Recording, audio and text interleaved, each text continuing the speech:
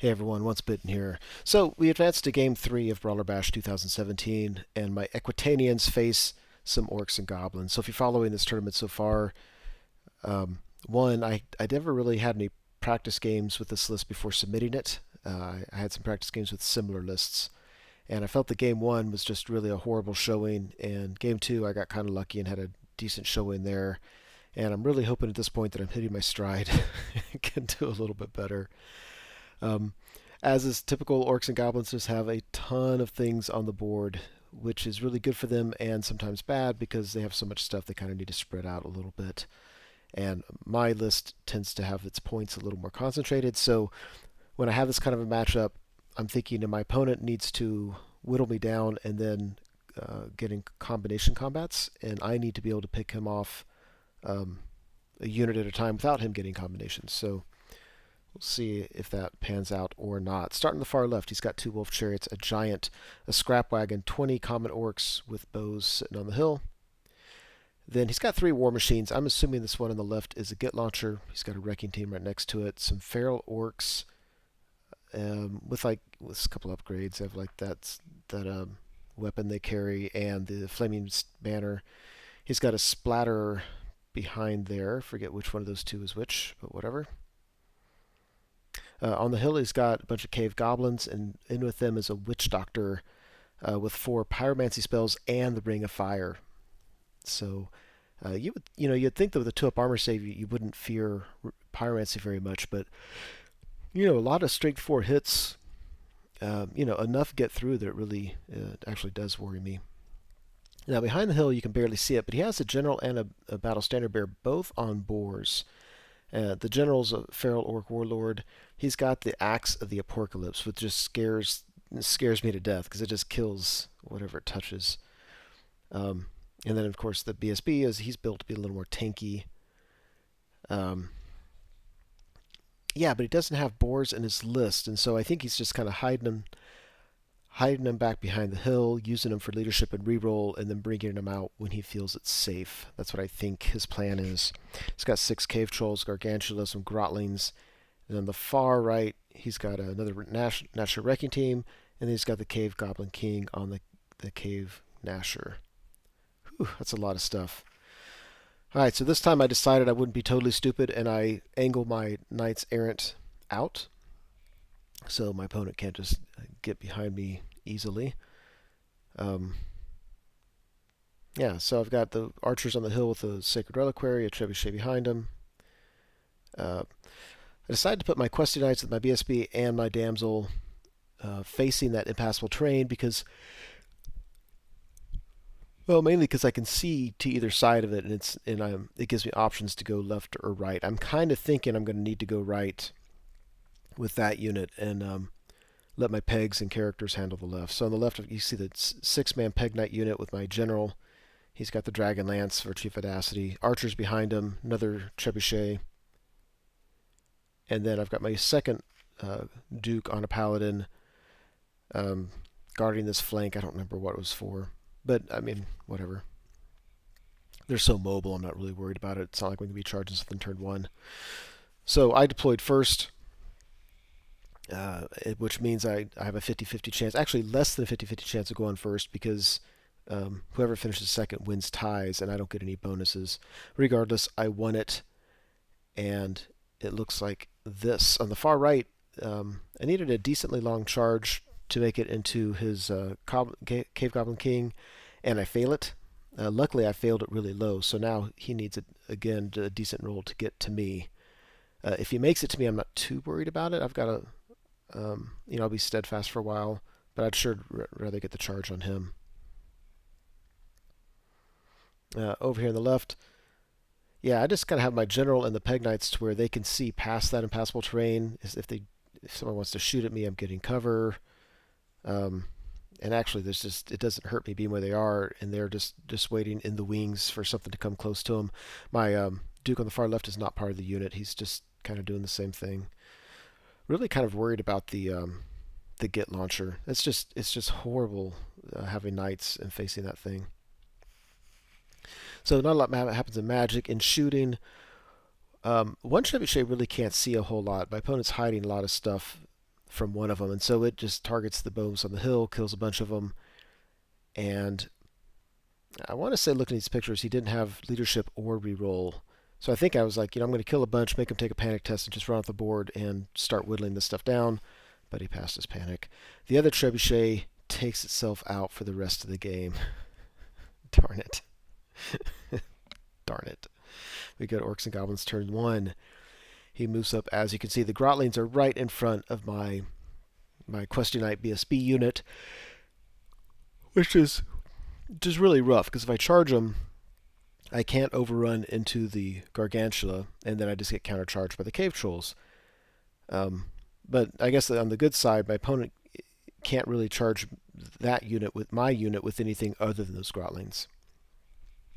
So if you look at this Gargantula, there's a red dye on it. That means he's taken some wounds. I didn't hit it with a Trebuchet, because one Trebuchet hit the archers and the other one couldn't see it. But I think the archers just, I just threw so many shots at it, rerolling ones to wound. I was able to sneak some through. His Cave Goblin charges my Knight's Aspirant, and he fails. So I guess that's good news. The bad news is I can't see the Gargantula. I think I would have really liked to have charged it. I can charge the Cave Goblin King, but the problem is that Dasher Wrecking Team is going to just come barreling into me. So if I hit that Cave Goblin, I have to overrun. If I win, I think I'll win. I'll go off the board, and at some point I'm going to come on the board, and he's just going to move that wrecker right through this unit, which is no bueno. We go to the magic phase, and this little Witch Doctor, he loves that spell where it does all enemy units within 24 inches. That seems like such an overpowered spell. But I guess it's only D6 Strength 4, so it's not like a bunch of them, unless there's just a bunch of enemy units around. So he puts a wound, I think. Only one wound on the Pegasus Knights. And he kills 2 Questing Knights. And then I think it was another spell, or it's possibly a combination, but regardless of what happened, something hit those archers. There were 30 of them there. He did enough to force a panic, so he did at least 8 wounds. My general is 3 inches away. My BSB is 8 inches away. I've got a leadership 9 rerollable. They fail it all and run right off the board. I wasn't even upset. I'm like, you know what? Just go. If you don't want to fight, go away. And then through shooting or something else, he kills another Questing Knight. I've got a lot of bodies here, but I can absorb some wounds, but I can't take too many turns. I mean, I lost 3, I guess, but that's 1/4 of the unit. All right, so we go to Equitaine turn 2, and on the left-hand side of the board, I'm really just kind of hanging out with my Peg Knights and another character, daring him to come close with anything. I moved my general over to the right to give me leadership and just some more options over there, because that Gargantula is going to be coming in soon. On the far right, easily make the charge with these guys. Not too much of significance happens in magic and shooting. I think in total for the game, I've put 4 wounds on the Gargantula, which is nice. After combat, yeah, we kill the thing right off the board. And we go to Orcs and Goblins turn 2. Is it only turn 2? In big news, the Gargantula charges the archers. Where you see the model itself is not where the model is. You have to see where the base is, but it wouldn't stay there. The giant is coming up fairly aggressively on the left. He's got a scrap wagon on the left that's trying to get closer to combat, and he just can't do it. He's just rolling just really low. Plus, I've got my Duke on a Pegasus over in that direction somewhere. So there's that. And after combat, yeah, he just does so many wounds. And of course, my guys do nothing to him. But we are leadership 8 with a reroll. Actually, we're leadership 9 with a reroll. Yeah, -1 because of fear. 8 with a reroll, we stick. And I was going to reform to get ranks, but to do that, I would have to bring my Sacred Reliquary in, because he has to be in the middle of the front rank. And I didn't want the Gargantula touching the Reliquary. Matter of fact, I think that was kind of a mistake my opponent made. He should have touched that thing and put his big Venom Surge attack on that, because you never know. But he needs, I mean, that thing, people take it for granted, but that unit being stubborn is kind of a big deal. All right, we go to Kingdom of Equitaine turn 3. If you look on the left-hand side, I pulled my Pegasus Knights even farther away. I was really tempted to charge this giant. I just didn't like how things were set up, and so I figured I could be patient here. I pull them over. Um, my Duke on the Pegasus, not my general, is on the left somewhere, just kind of threatening things and keeping some units at bay. Um, yeah, my BSB with the Questing Knights charge the Grotlings, and the general with the Dragon Lance flies in here to help out with the Gargantula. Because that thing has taken 4 wounds already, I'm confident I should be able to kill it. I've got 4 attacks, reroll into hit, reroll into wound, and I'm wounded on a 4 up. Any wounds I do D3 wounds. I think I've got the thing dead. Knights Aspirant come back on the field of battle. Yeah, there's that.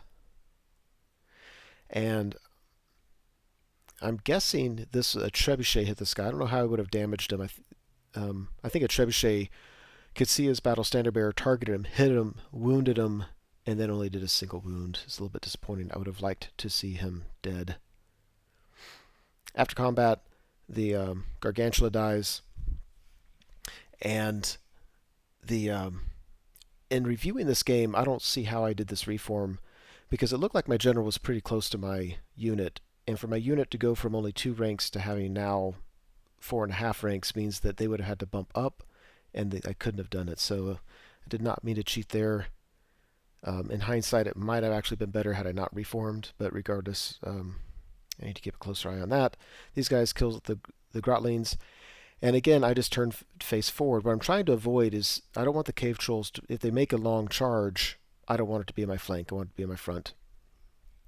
And same thing with the units to the left. Like those cave goblins probably don't want to charge me, but if they do, they might think about it if they could hit my flank. Plus, if I turn to the right or left, I'm closer to those units. Go to Orcs and Goblins turn 3. He sends the National Wrecking Team up through my Knight's Aspirant. He kills a bunch of them, and they fail their panic. But thank goodness, he bounced through them, and so they ran away from the nearest enemy units, so they didn't run off the board. They ran away from him. I just need them to rally on a 7. Otherwise, it looks like this. There's a lot of scary things going on. As Cave Goblins charge my general, I think they killed him very easily. He made a mistake here. I think his giant, by the way, charged my Questing Knights. I passed my terror, and he failed his charge, which is nice because I didn't really want to take a charge by him. He charges Battle Standard Bearer in, thinking that his cave trolls would kill my general and then overrun and join in the fight and be able to fight that on the same turn. But obviously, once his BSB is there, his BSB is blocking them.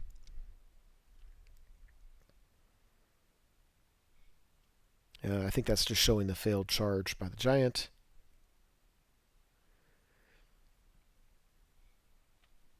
And I don't know what that's showing. Sorry about that. Alright, so I know in the magic phase he gets the stupid all enemy units within 24 inches take d6, strength 4 hits, and it kills a Peg Knight, it kills 2 more Questing Knights. That spell is just really getting on my nerves. And yeah, he kills my general, but of course his trolls can't overrun. What he could have and should have done is to reform them facing to my left. Now, technically, he would probably have to go with only 2 ranks, or only 2 files, so that he could fit. But it would have given him more options. If you look on the other side of that hill, by the way, his general has come out to play. He's one Trebuchet is out of commission. The other Trebuchet can't see him where he is, so he's nice and safe. And that guy is scary, and he's looking at my Questing Knights. We go to Equitaine turn 4. The giant's too close, so I've got to charge him. So I take the Duke on the Pegasus, he's actually been pretty helpful to me this game on the left. He hasn't been charging, getting points, but he's really kept a lot of units away from the action because they were worried about him getting the charge on him, getting in his backfield and stuff like that. And then he just zoomed away from him and charged the giant. I thought it was pretty slick. Peg Knights charge the giant in the front. What I really need to have happen here is for the giant to die, and then my Duke on Pegasus to overrun into the flank of the Feral Orcs. I do not want to take the Peg Knights into the front of the Feral Orcs because I think they just die. So I think I'd rather just have them just pivot. which is what they do. That all worked out nicely. It actually reformed. And over here, this was very nice. Basically the BSB is, I think he only killed one guy. He's got a banner and a wound. I have 3 ranks. I think I actually won that combat, but it doesn't really matter. As long as we just stick around, that is good enough for me. All right, Orcs and Goblins turn 4. In big news, sorry for the blurry picture, his general charges my Questy Knight unit. Now, that's not too scary right now because I have a champion. I can issue a challenge with the champion. He kills one guy. I should stick. The problem is, after that, now I've got to sacrifice my Damsel to him or my BSB, or I've got to just let him go to town and tear through that unit of knights. It's just really scary. And in big news, his cave trolls failed their stupidity test. Leadership 9 rerollable.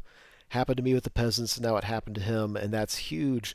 So had he reformed them, they still would have failed their stupidity test, and he, whatever. But yeah, that's pretty big. He lets go his mad gits and kills a ton of peg knights. I mean, how many did I have? I think I had a 4 in the front rank and 1 in the back, and he just, between magic and then the mad gets, just absolutely unloaded on my peg knights. If you look on the left, he charged his unit of 2 wolf chariots into my duke on the Pegasus.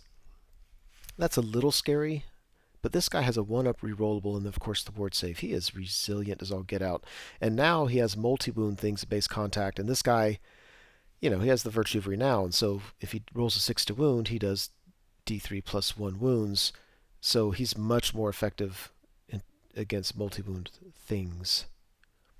And sure enough, we go to combat, and he kills a chariot. He stomps on an orc. He has a charge and a flank. My opponent, of course, has a charge and a flank. I just have more wounds. The feral orcs stick because they're steadfast, but the chariot was not steadfast, and it broke from combat. Ran through his scrap wagon that you haven't seen much all game, but he's just kind of been playing around here on the left, and the chariot lands where you can see him. So happy with how that worked out. Over here, his BSB, I think, again, only kills 1 peasant, and we all just stick around. His general, of course, slaughters my champion. Now, my knight's aspirant, who had fled from a panic test on a couple turns ago, on my 4th turn rallied. I put a blue circle there, but I forgot to mention it. They rallied, and they are just in a fantastic position to come help a brother out. So, I've got my knight's aspirant charging the flank of the cave trolls with an overrun into the BSB, with an overrun into his general, which is just really, really helpful. So I went ahead and charged the 2 remaining peg knights into his cave goblins. I'm thinking I can try to snipe out his wizard, get some points there. I'm actually not, I think they're safer in combat than out of combat, so I've just got combats all over the place. So there's that. Yeah, here's hoping. I'm just going to beat him hopefully through static combat res, and hopefully kill the BSB through static combat res. And then, if I can roll high enough to get to the general, I have a champion I can sacrifice and save my units and hopefully beat him through static combat res. There's that charge. And afterwards, oh my goodness, those knights errant, well, they did exactly what they were supposed to do. You notice there's 1 less of them. Excuse me. They hit the cave trolls. I don't think I take any wounds. Actually, let's just check real quick. Yeah, there's a rank plus 3. So they hit the cave trolls. I don't take any wounds. They overrun into the battle standard bearer. I don't take any wounds. They overrun into the general. He slaughters my champion, but I still win by, 3 banners, a charge, a big flank, all that kind of goodness. break the general, run him down. So then I go to the combats on the left, and of course, the Duke beats the feral orcs, but they were steadfast, but there's no general nearby, so they break and I run them down. And of course, I beat the cave goblins. They're steadfast. There's no general. They break. I run them down. Like everything that could have gone my way went my way. It was a thing of beauty, and those knights aspirant just got a big pat on the back. That was very much appreciated. Then we go to Orcs and Goblins turn 5, and his scrap launcher is finally getting near the action, but he can't quite hit my Duke. And then while he's sitting there, we randomly move Mad Git, and he hits his own guy and kills him. This is not a good time to be an Orc and Goblin player. Otherwise, he's doesn't have a lot of left on the table. I mean, everything's gone except for his support units, his shooting units. But they're good enough to kill the Duke on the Pegasus. Kind of made me sad. He'd been doing a lot of good work this game. Go to my last turn. I'm just securing objectives. Charge a war machine and kill it. Go to his turn. He uses shooting. I think this is a Mad Git out of whatever it was, but he was able, because there's less than 5 rank and file, he could allocate the multi-wound hit on my Damsel, and wounds her, gets past her ward, and does 3 wounds, so she dies. And we end the game like that. So that was, I think, the biggest turnaround I've ever had in a game. That was just, I mean, this is pretty much full points for me because of that. But just when it mattered, these guys came in. I mean, yeah, there was a lot of luck going on. I mean, everything I needed, I got. My opponent wasn't wounded anything. He wasn't, and even though I won combat, he could have passed a break test. He failed them all. Just every single thing went wrong for him on that turn 5. Just amazing. Man of the match is the Knight's Aspirant, no doubt about it. These guys absolutely saved the day. That's it. Hope you enjoyed it. Hey everyone, Once Bitten here. Thank you so much for watching the video. I truly hope you enjoyed it. As you know, YouTube has a variety of functions you can use to interact with videos such as this. You can like or comment on the video, you can favorite it, you can share it, and of course you can subscribe to the channel. And I encourage you to do any or all of those things as a way of interacting between viewer and producer. As always, I appreciate your patronage on the channel and wish you all the best.